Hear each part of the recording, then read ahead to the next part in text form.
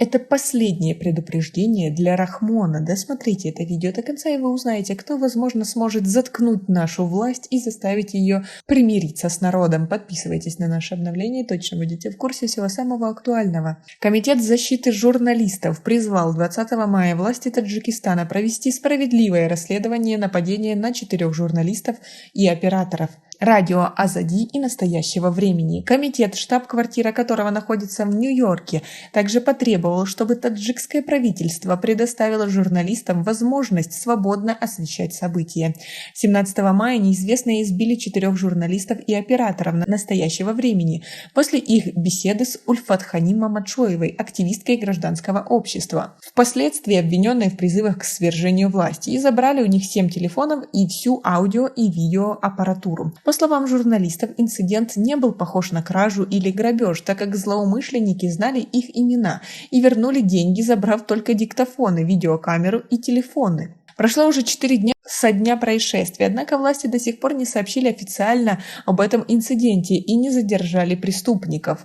Гульноза Саид, координатор программы Комитета защиты журналистов по Европе и Центральной Азии, сказала, что нападение на журналистов радио Азади неприемлемо. Властям Таджикистана необходимо провести реальное расследование этого нападения, привлечь виновных к ответственности и обеспечить, чтобы журналисты могли представлять реальную информацию о том, что происходит в регионе, таджикскому обществу и миру, добавила она. В Комитете защиты журналистов также сказали, что они отправили электронное письмо в МВД Таджикистана для получения дополнительных комментариев, а также позвонили в Госкомитет национальной безопасности Таджикистана, однако какого-либо ответа получено не было. А как вы думаете, зачем все это было сделано? И зачем напали на журналистов? Свои ответы напишите нам, пожалуйста, в комментарии. Международная организация по защите прав журналистов в своем заявлении отмечает, что еще ранее таджикских журналистов предостерегали от освещения ситуации с безопасностью в Горно-Бадахшанской автономной области и продолжающихся боевых действий в Украине.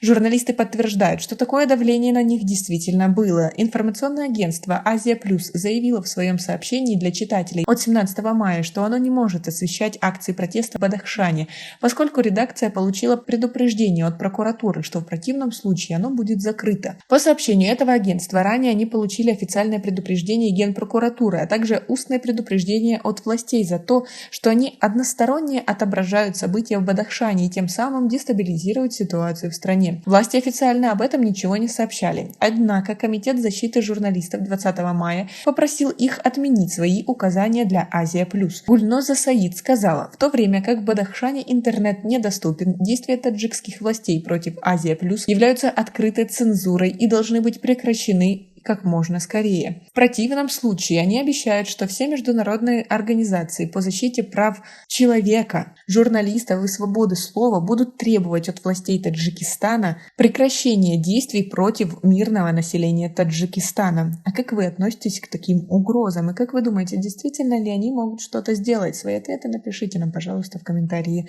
У нас пока на этом все. Оцените наше видео подпиской и лайком. До скорой встречи!